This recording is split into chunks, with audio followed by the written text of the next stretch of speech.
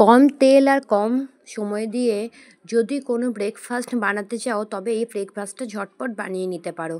এটার মধ্যে বেশি তেল মশলাও কিচ্ছু লাগে না, একদম হালকাভাবে হয় আর খেতেও কিন্তু দারুণ লাগে। ছোট বড় সবাই এটা খেতে পছন্দ করে আর খুব তাড়াতাড়ি এটা হয়ে যায়। এটাকে ময়দার ডিমের প্যানকেক বা গোলা রুটি যা খুশি বলতে পারো। আমি এটা কিভাবে বানাই সেটা ভিডিওটা শেয়ার করছি। প্রথমে আমি বাটিতে নিয়ে নিচ্ছি ময়দার মধ্যে যতটা পরিমাণ ময়দা আমরা খাবো ততটাই ময়দা দেব। এবার এটার মধ্যে দিয়ে দিলাম পরিমাণ মতো নুন আর দিয়ে দিচ্ছি খানিকটা গোলমরিচ গুঁড়ো।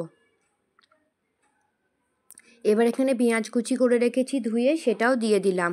আমি এটার মধ্যে লঙ্কা কুচি দেওয়া যায় কিন্তু বাচ্চারা ঝাল খেতে পারে না বলে আমি দিলাম না, তোমরা লঙ্কা কুচিও দিয়ে দেবে। আর দিয়ে দিলাম একটা ডিম।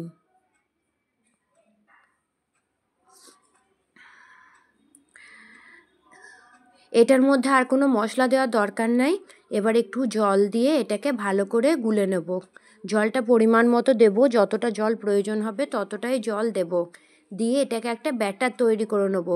খুব একবারে জলের মতো পাতলা নয় আর খুব পুরো নয়, মোটামুটি একটা ব্যাটার, যেরকম গোলা রুটির ব্যাটার আমরা করি সেরকম করে ভালো করে ব্যাটারটা করে নেব।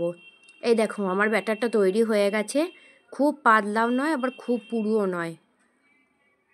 তোমাদের যদি মন হয় এটার মধ্যে গাজরের কুচিও দিয়ে দিতে পারো, শীতকাল আসছে, ক্যাপসিকামও দিতে পারো। এবার আমি এই গোলা রুটিগুলোকে কড়াইয়ের মধ্যে করে নেব। দেখো কত অল্প তেল আমি ব্যবহার করলাম। এটা ব্রাশ দিয়ে যদি বুলিয়ে দাও তাহলে আরও কম তেল লাগবে, তবে আমার কাছে ব্রাশটা এখন পাচ্ছি না, সেই জন্য আমাকে চামচ দিয়ে করতে হলো। আর এটা ফ্রাই প্যানে করলে বড় বড় রুটির মতো হয়, কিন্তু ফ্রাই প্যানটাও আমার খারাপ হয়ে গেছে, আমি কড়াইতেই করছি। এবার এটাকে গোলা রুটির মতো চারদিকে ছড়িয়ে নেব যাতে পুরোটা ভালো করে তৈরি হয়ে যায়, নইলে ভেতরগুলো কাঁচা থাকবে। একটুক্ষণ হতে দেব আর অল্প 1 ড্রপ করে তেল চারপাশে ছড়িয়ে দেব।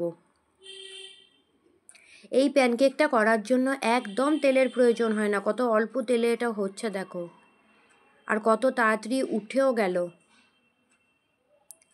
এক পিঠ হয়ে গেলে আর একটা পিঠ ওরকম করেই দিয়ে দেব।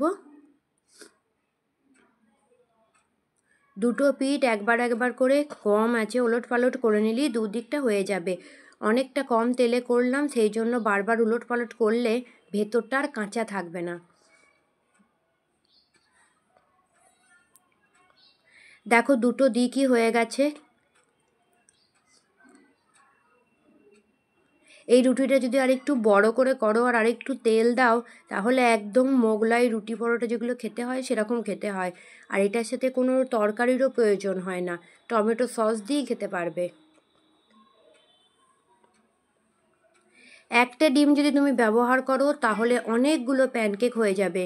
বাড়িতে যদি ডিম কম থাকে এই ব্রেকফাস্টটা বা এটা সন্ধেবেলায় স্ন্যাক্সের মতো করেও খেতে পারো।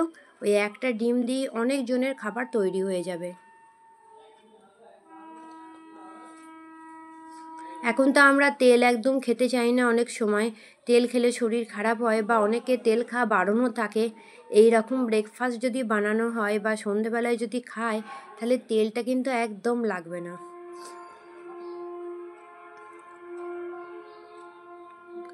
দেখো সব প্যানকেক কটাই আমার তৈরি করা হয়ে যাচ্ছে আর কত অল্প তেলের মধ্যে আমি এটা করলাম, আর মশলা তো কিছু ব্যবহারই করিনি। চামচের পেছনটায় একটু তেল দিয়ে ওপরটা একটু করে বুলিয়ে দেবে, তাহলে আরও খেতে ভালো লাগবে।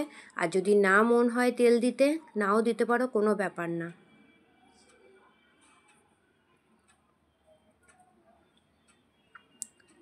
তাড়াতাড়ির সময় এই ধরনের খাবারগুলো জানা থাকলে খুব সুবিধা হয়।